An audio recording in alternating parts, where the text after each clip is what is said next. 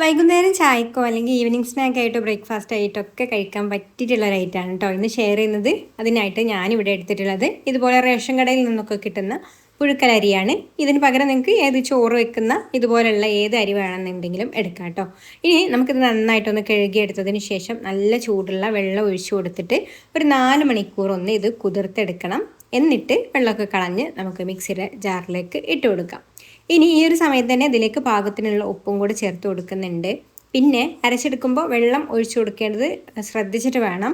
കുറച്ച് വെള്ളം മാത്രം മതി കേട്ടോ ഇത് അരച്ചെടുക്കാൻ വേണ്ടിയിട്ട്. അപ്പോൾ വെള്ളം കുറേശ്ശെ വേണം ചേർത്ത് കൊടുത്തിട്ട് അരച്ചെടുക്കാൻ. അപ്പോൾ ആദ്യം കുറച്ച് വെള്ളം ഒഴിച്ച് കൊടുത്തിട്ട് ഒന്ന് അരച്ചെടുക്കുക, എന്നിട്ടൊന്ന് മിക്സ് ചെയ്ത് എടുത്തിട്ട് ഒന്നും കൂടെ അരച്ചെടുക്കുക.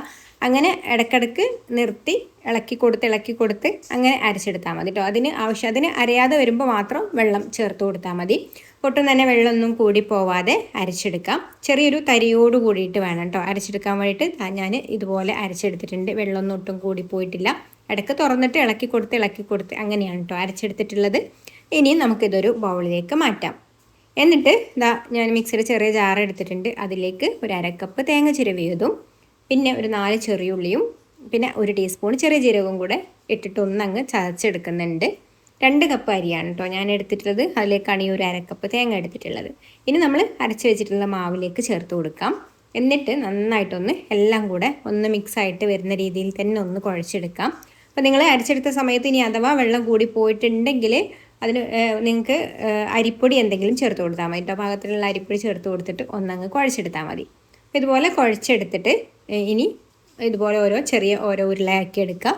ഇനി ഇതുപോലെ ഒരു പ്ലാസ്റ്റിക്കിൻ്റെ ഷീറ്റ് എടുത്തിട്ടുണ്ട് കേട്ടോ ഞാൻ. അതിൽ വെളിച്ചെണ്ണ ഒന്ന് പുരട്ടിയിട്ട് നമ്മൾ ഉരുളയാക്കിയിട്ടുള്ളത് ഇതിലേക്ക് വെച്ച് കൊടുക്കുക. എന്നിട്ട് പ്ലാസ്റ്റിക് ഒന്ന് കവർ ചെയ്തിട്ട് ഒരു പ്ലേറ്റ് എന്തെങ്കിലും വെച്ചിട്ട് ജസ്റ്റ് ഒന്ന് അങ്ങ് പ്രസ് ചെയ്ത് കൊടുത്താൽ മതി. അല്ലാതെ നമ്മളിത് വേറെ പരത്തിയെടുക്കൊന്നും വേണ്ട. അപ്പോൾ നമുക്ക് കറക്റ്റ് തിക്നെസ്സിൽ തന്നെ കിട്ടും കേട്ടോ. ഒരുപാട് നൈസായിട്ടും അല്ല, എന്നാൽ ഒരുപാട് തിക്നെസ്സിലും അല്ല. ഒരു രീതിയിലാണ് നമുക്ക് ഇതൊന്ന് പരത്തിയെടുക്കേണ്ടത്. ഇനി നല്ല ചൂടുള്ള ഓയിലിലേക്ക് ഇട്ട് കൊടുക്കാം. എണ്ണയിലേക്ക് ഇട്ട് കൊടുത്തതിന് ശേഷം പിന്നെ കുറച്ച് സമയം ഒന്ന് വെയിറ്റ് ചെയ്യണം കേട്ടോ, ഇതൊന്ന് പൊങ്ങി വരാൻ വേണ്ടിയിട്ട്. അതുവരെ നമ്മളത് ഇളക്കി കൊടുക്കാനൊന്നും പാടില്ല. അപ്പോൾ ഇതുപോലെ അങ്ങ് നന്നായിട്ട് ഒന്ന് വീർത്ത് വരും. ആ ഒരു സമയത്ത് നമുക്കിതൊന്ന് തിരിച്ചിട്ട് കൊടുക്കാം. എന്നിട്ട് 2 സൈഡും നല്ലൊരു ഗോൾഡൻ കളറായിട്ട് വരുന്നത് വരെ ഇതുപോലെ കളറായിട്ട് വരുന്നത് വരെ ഒന്ന് പൊരിച്ചെടുത്താൽ മതി. ഇനി നമുക്കിത് എടുത്തിട്ട് ബാക്കിയുള്ളതും കൂടെ ഇതുപോലെ തന്നെ പൊരിച്ചെടുക്കാം. അപ്പോൾ നമ്മളിത് ഓരോന്നും പരത്തിയെടുത്ത് ഉടനെ തന്നെയാണ് കേട്ടോ ഇത് എണ്ണയിലേക്ക് ഇട്ട് കൊടുക്കുന്നത്. അപ്പോൾ ഒന്ന് ആവുന്ന സമയം കൊണ്ട് നമുക്ക് അടുത്തത് പരത്തിയെടുക്കാം. അങ്ങനെ അതെടുത്തതിന് ശേഷം പിന്നെ അടുത്തത് ഇട്ട് കൊടുക്കുക. അങ്ങനെയാണ് ഓരോന്നും പൊരിച്ചെടുക്കുന്നത്.